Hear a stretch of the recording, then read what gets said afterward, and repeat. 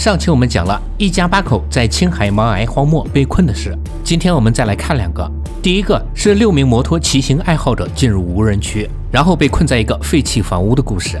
第二个是一对父女自驾前往火星营地，结果也被困在了荒漠里。故事的发生地都是在青海省茫崖市，茫崖被称为中国最孤独的城市之一，这里的自然环境极为严酷，但同时也有着许多壮美的自然景观。上期我们已经介绍过，这里就不再多讲了。近些年，越来越多的人开始到这里自驾游，其中有一个景点尤其独特，那就是火星营地。许多被困事件其实都间接跟它有点关系。火星营地是集科研、旅游于一体的项目，2019年3月正式投运。营地有全封闭式火星太空舱体验设施，提供火星模拟生存、科研实验及科普教育等功能，占地约80亩。还可容纳60人的睡眠舱和100人的帐篷露营区。不过，因为该营地位于荒漠中央，前往那里需要行驶一段非铺装路面。而从冷湖镇这边出发，共有2条路线，一个是北线，走316省道，再沿湖盆边缘向南抵达；另一条是南线，走1号火星公路，也是最热门的路线，因为这条路更加原始，景色也更美。除此之外，往来东西台及冷湖镇的人也喜欢从这条路横穿过去，因为这样就能节省上百公里的路程。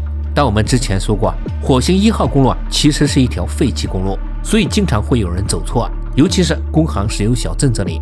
就在上个月，也就是2025年5月1日，有6名摩托车骑行爱好者决定挑战一下1号火星公路。当天上午11点，他们从冷湖镇出发，跟上期视频的一家8口一样，他们也是沿着215国道一路向南，等到了第一个岔路口时往右转，这条路就是1号火星公路。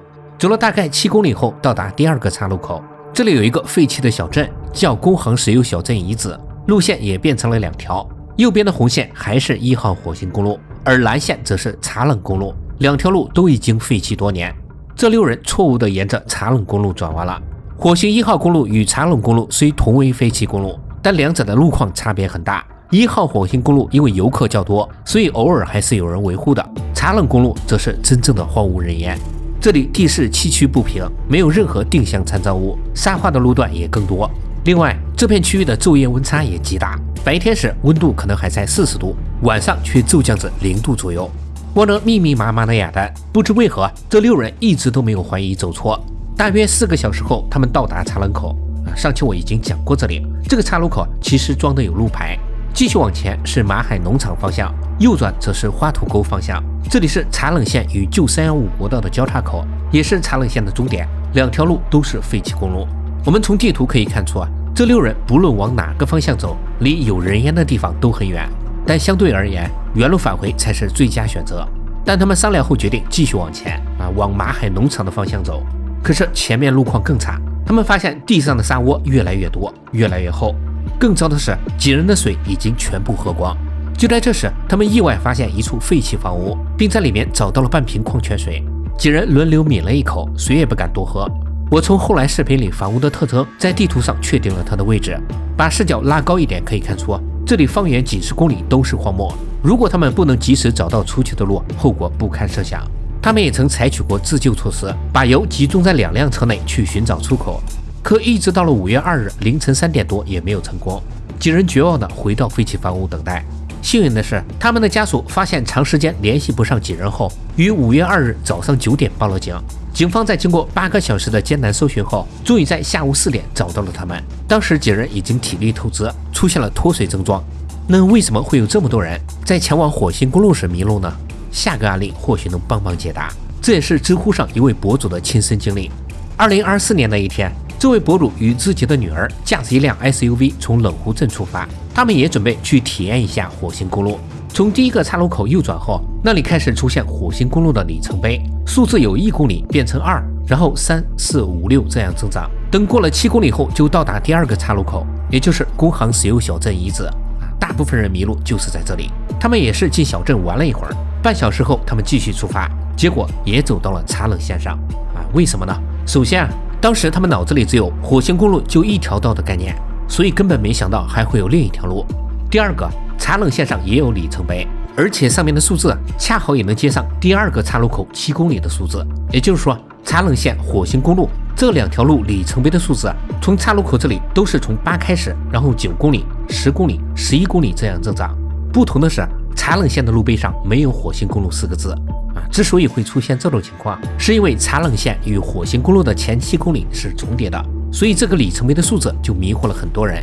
上期我们说过，茶冷线的路口是有警示牌的，上面写着前方无人区，禁止开展旅游探险活动。那为什么这些人看到后还是往里走呢？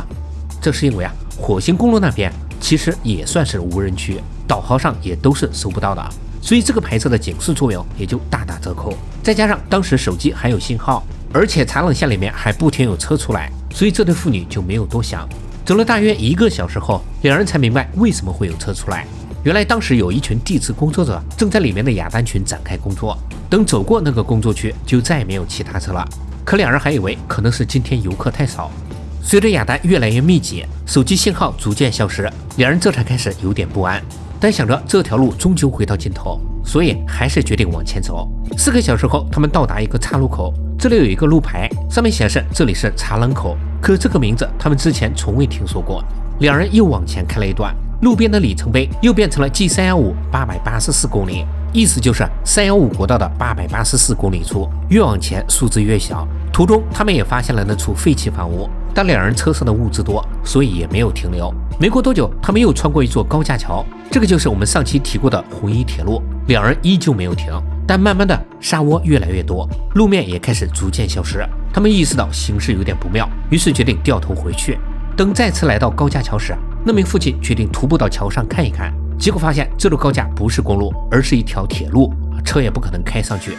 无奈之下，他们又发动车子往前走。当回到茶冷口时，女儿建议顺来时的路返回冷湖镇，但父亲觉得过来时花了4个小时，只要是再原路返回的话，时间太久，而且路上的沙窝也可能变得更深了，所以他决定改走花土沟的方向，也就是旧315国道。其实在当时的情况下，他女儿的建议比较保险一点，毕竟来时的路他们刚刚走过，是已经比较了解的，而旧315国道是完全陌生的，你不知道需要走多久，也不知道会不会限车，所以这位父亲很可能是把这条路当成了新315。这时外面的风越来越大，温度也明显降低，司机加快速度，希望能在天黑前走出去。可在走过废弃的路政管理站不远，他们的车突然陷入沙窝，并再也动不了了。女儿崩溃到大哭，父亲为了缓解女儿的情绪，提议到远处的沙地里玩一会儿。让人没想到的是，在他们离开车子300-400米后，手机突然有了信号，父亲赶快报警求助。在交流中，这位父亲才明白，原来自己走的是旧315国道。晚上12点，在救援车的帮助下，父女2人终于脱离险境。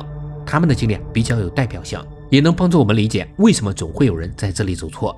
这也能给即将去或者是正在去火星公路的朋友提一个醒。